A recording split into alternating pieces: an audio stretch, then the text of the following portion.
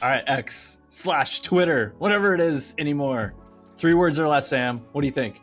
I've been thinking so hard about this, Mike, and I think I've got the perfect 3 words for Twitter X. Elon's play place. Ooh, I like it. It's got a ball pit. It's got a slide. It's got everything. Yeah, Elon snuck into my 3 as well. Yeah. I had Elon's socials. There you go. And 2 words, efficiency. I remember so we're kind of looking back here at X/Twitter, the rebrand 2023. Yep. How has X done since then? So we want to talk a little bit about what went down in 2023 with Twitter and how Elon bought it and rebranded it X. And then we want to look at kind of how has that worked out? How has X done as a brand? Obviously, there's financials there too, but we kind of look at it from like the brand perspective, and also just tactically, like, is it a good rebrand? Is it not a good rebrand? Decision made there. We're gonna Monday morning quarterback this. That's from, right. 2.5 years later. So it's great. All right, let's start at the top. So we're looking back 2023. Twitter is kind of a mess from the standpoint of like Elon's on the board. He hates what's going on. He's making offers. They're like kind of entertaining it, and then they're not. And it's like this weird drama. I've never seen so much drama in one company. And of course, Elon's in the middle of it. Yeah. And he finally acquires Twitter. And something's coming. I remember there was like lots of rumors like, is he going to keep Twitter? Is he going to keep the brand? Is he not? And like pretty quickly it was like, he comes in. What did he do? He took like the kitchen sink in or out of the building. I just can't even remember. Yeah, he brought a kitchen sink in because I think he was going to like throw everything out, including the kitchen sink. He said something publicly about that and then literally brought a kitchen sink in. Yeah. And then I remember like the X lowering down onto the building and like employees like freaking out. I just remember like Twitter itself blew up. It was so funny. Yeah. It was like the product, the platform that he bought and is rebranding is the place where everybody's freaking out about it. So it's a unique takeover in that every user of the platform that was being acquired gets to have a public say on the acquisition and either their excitement or displeasure. It was very, very unique. And I remember thinking 2 things. Number one, when I saw the X thing, and then I think very quickly after that, they actually switched it over to x.com. Yep. And at first I was like, wait, is it April 1st? Is it April Fool's? Like, is this a joke? Seriously. Like, this can't be real. Cause it just felt like a weird switch and kind of a weird business move. The second thing I remember thinking was that Elon Musk he was just acting like a Tony Stark type character where he's like, I don't care. This is $40 billion. Yeah. I'm just going to do whatever I want. And you guys can figure it out later.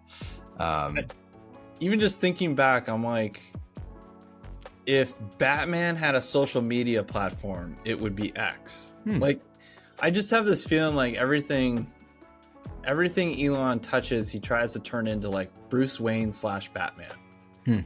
Like, this is, I don't know. I think about that rebrand, like going from like the fresh blue, the bird, which, man, we could talk about how it was rolled out too. That was like super janky. There was no plan. No. It was, I feel like it was him. A lot of it was Elon just making decisions, calling people and being like, this is what I want today. Put the X on the building, or flip the website. I don't care if the bird's on there or not. Well, and you and I just talked about it, Mike. In both of our Twitter in 3 words, Elon was kind of the main thing. Yep. So it did go from Twitter, the brand, to kind of like Elon's social media platform. Yes, very much so. And in some regards, I'm like, his personality is so massive, whether you like him or hate him, like you can acknowledge that he just kind of infuses himself into everything that he touches. Mm-hmm. And there is a sense where like, yeah, Twitter, the name, the bird symbol, it's going away. Like it has to. It doesn't feel Elon. It doesn't feel like a business that he would project himself onto and allow to remain kind of independent. And then when you consider too, like a lot of the things he was complaining about, a lot of things, the reasons why, or at least his stated reasons for why he wanted to buy Twitter, was because he felt like the culture was wrong, right? Like that major shifts needed to happen, not least like he came in and was like, all right, you all have to actually work like, serious hours now, and really put the performance at the top of the list rather than just the mystique of this open democratic platform that I think had really been the driving culture there for a long time. So it kind of makes sense when you think about, like, I wrote down, I was like, if I was to sum up the rebrand, it was like, well, it's a change in DNA. You have a new leader, new vision, very much so, a new culture that he wants to infuse. So yeah, it kind of made sense. I think when you and I talk about when should companies think about rebranding, there's a few different times when that just makes a lot of sense. And one of them is when you have new leadership with a new vision, there is a need to communicate that new vision and a break from the past. And even if it's not a full hard break, maybe there's some continuity, but there's like, hey, there's a new direction we're going. And in this case, it was like, we want to reject the old vision and the old leadership. That was Elon's point. But, I think new DNA requires a new brand at some level, or at least to rethink it. So it makes sense. Has it worked? I think that's the question, right? Yeah. We're now 2.5, 3 years out. Has it worked? Well, let me ask you this, Mike. What makes a successful rebrand? Well, I think for one, everyone remembers the new name and uses it. So we were just looking up stats, and like 50% of people in the United States still refer to Twitter as Twitter. They don't call it X. And then 19% responded and said, I don't know what to call it. Yeah. That to me is kind of a fail on the branding side of like, how should you roll out a rebrand? You should make it really clear what the new name is and then get everyone to use it. And I think some of the challenge, I think about why has this not worked? Well, I think there's a lot of reasons. I think the rollout itself was really not well planned. It was haphazard. It was like for a long time, the bird was still on the website. Like I remember going to x.com over and over and being like, but the little Twitter bird's still there, and being kind of like, I'm still confused. I don't know what's going on here. I think that's telling of like larger systematic rollout issues. But I also think it also has to do, it speaks to the power of Twitter as a brand.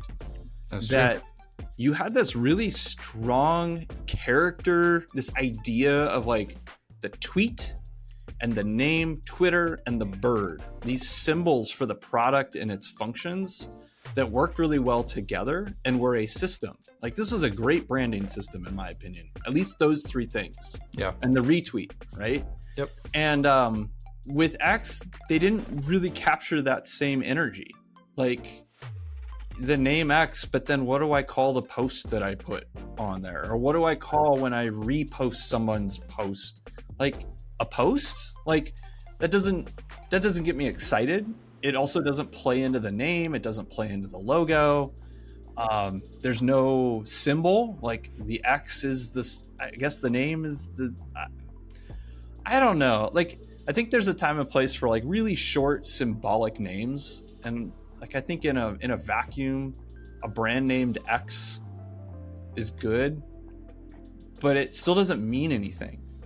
And I don't feel like they've done anything to infuse meaning into this brand. No, it doesn't mean anything. It doesn't mean anything other than Elon's playground.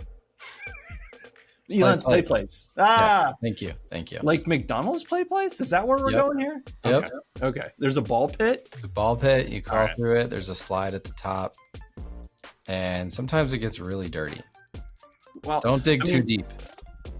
Don't dig too deep in that ball pit, Mike. Let's not go there.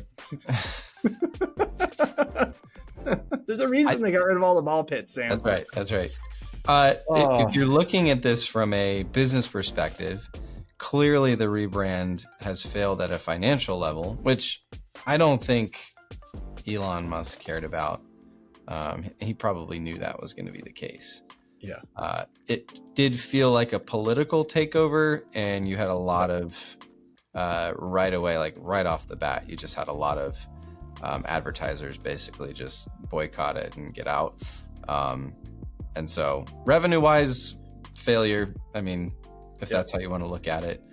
I think, like you said, memorable, clarity, not good, and then just meaning. There's no meaning. It's just X. It's the coolest letter, right? X is the coolest letter. And I told you earlier, the X logo itself feels like something I would have drawn in like my junior high notebook and thought like, oh, that's cool. That's a cool X. Wow. Yeah. And that's it. So perhaps it's a platform that's in some ways too big to fail through a failed rebrand. But you could also make the case that there were future plans to, use Twitter as not just like hey, we're going to buy Twitter and we're going to make Twitter way better and that's going to be the end of it. It was like, well, you're kind of seeing now this is part of just a platform of products or a group of different services or products or brands. Well, I mean, he just basically used his other company XAI and he bought X, which immediately removes all the debt that he had on X. It valued it at like many multiples beyond what anyone else thought. One of their debt holders had written down their value of X down to maybe like 12 billion, and then they sell it at a valuation of 30 billion to XAI. And so there's like other things going on, like the way that Elon kind of deals with his own businesses, these privately held companies, is its own like place. He doesn't play by like standard rules that investors expect. He doesn't do things that a typical owner would do because, one, he doesn't have to. Like, he's built so much value in some of his businesses that he can kind of play around with the other ones and do weird stuff. I do think like there is an end point for X, because I think the longer this goes where it holds no meaning, there's nothing intrinsically interesting about it, other platforms are going to cannibalize it. And I think we've already seen that. Like, I think that's happening. I think people are leaving it.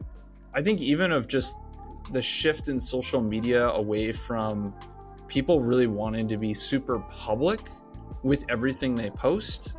And I think there's a big shift towards much more private communities like Slack channels and Discord servers and even Facebook groups, which I think are still doing really well. Like Facebook has figured out that like, people want to post publicly, but not to the same degree they did like 5-8 years ago. Some of that's just the culture we're in. Everything's politicized. Everybody draws really hard lines on everything. There isn't like a lot of reason to post publicly unless you're someone who's built a brand around being like very one-sided in a sphere, and you need to be like just promoting that. And there is a movement somewhere out there that you can latch onto around that. But like, I think private or even like messaging apps like WhatsApp, right? I think that's really where people are finding a lot of their investment of time from a social standpoint, and Twitter's not it anymore. And so I think if you add that all up, this is just going to be an ever increasing decrease in attention, in ad dollars, because there's fewer and fewer people who are active there. And a lot of that just comes back to like, yes, change is more global or more broadly, but also I think this platform doesn't mean anything anymore. I think even before Elon took over, there were changes happening at Twitter that I was disheartened by as just like a fan of the brand and a fan of the product. One of them was just expanding tweets beyond like that limited 240 characters. Yep. I think that box that they lived in and that they forced users to live in was really helpful. It really meant something, that a tweet was literally a tweet. It was short. It couldn't be long. And that they lost that. And then it was like, oh, well, now it's just another Facebook. Now it's like a sort of Instagram-y thing. Yeah. And I think it loses its meaning. It loses its identity. And this has just furthered that. So I don't know. My opinion is, if we look out ahead 5 years, I'd be a little surprised if X looks anything like it does today. I don't think it'll be Twitter in any way, shape, or form. And we might not be talking about it anymore. I have a theory, Mike. Yes. I have a theory that Elon Musk bought Twitter to fuel his AI thirst as a platform that he could maybe, and he's already done it with Grok. You build in this AI brain to a platform like Twitter, so vast, so large, and you use that to feed it. That's just what I've thought. I'm like, well, that would make sense. Yep. I mean, from a data standpoint, what a great play. You have data, just endless amounts of data on what people think, what they say. At the same time, I'm very afraid of what kind of response, what kind of output you get from AI that has ingested Twitter. I'm like, you are getting some of the worst of humanity. Oh boy. Just the fact that it's like, it was this like, what am I thinking at this moment? That's a bad idea. Generally, people don't need to post what they're thinking without a filter. And at least it got limited, right? It was like, well, I can only say 240 characters, so that probably helps. I better make it worth it. But also to know, like, your tweet, your post, I don't know what to call them anymore. I have no idea. It's an 8-second lifespan. It means nothing. And so people would just throw stuff out there, still do, without thinking. And we're going to build an AI on that? Ugh. Like, that's scary. It is a little scary. So anyway, that's Twitter to X. How's it gone? I'm gonna give it 2 thumbs down. Oh, 2 thumbs down. Yeah, I'd give it a 64%.